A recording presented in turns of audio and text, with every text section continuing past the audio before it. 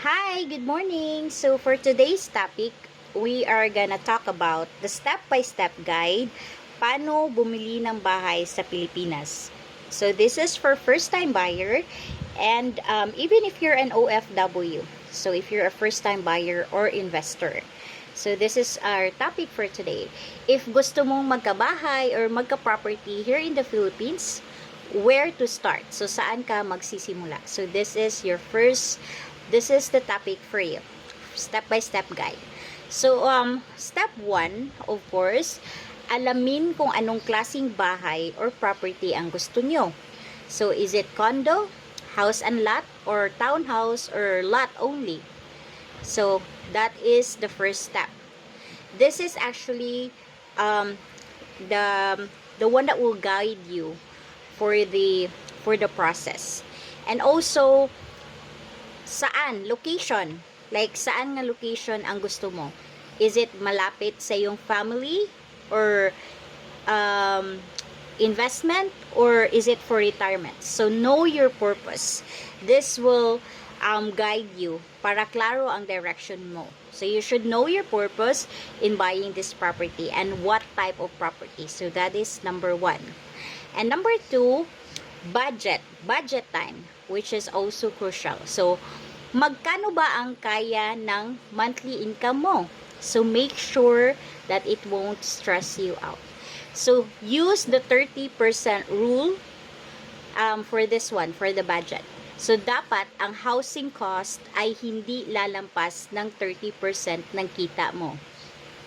So, that's number 2 for the budget. And number 3, you can choose your financing option. Will you choose Pag-ibig, bank loan, or in-house? So those are the 3 types of financing options here in the Philippines. So for OFW, you will need, kailangan mo lang ng SPA, Special Power of Attorney, since you're not here in the Philippines, proof of remittance, certificate of employment, and valid ID. So those are the usual requirements for that. And then step 4, humanap ka ng legit real estate developer and agent. You can actually ask for their credentials, for their license. Example, for broker or real estate agent, they have PRC and DHSUD license. And then also for the developer, you can ask for their license to sell for that specific project. So, huwag basta-basta magpadala ng reservation fee. Check their credential first just to make sure. Okay? And then step 5, this is the final step, reservation and the documents. So you need to, now you can choose the unit and then bayad ka ng reservation fee. Usually, reservation fee is around 10,000 to 30,000 pesos. And then, yeah, you can prepare your documents, the one that we mentioned earlier, the ID, the proof of income, marriage certificate.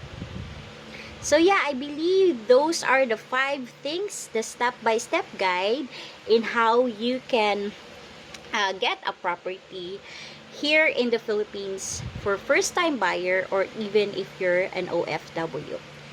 So yeah, kaya mong to get a property here in the Philippines. Owning a home is possible kahit OFW ka. So start now, one step at a time, and always ask questions. So you can follow me for more real estate tips. Thank you. Have a great day.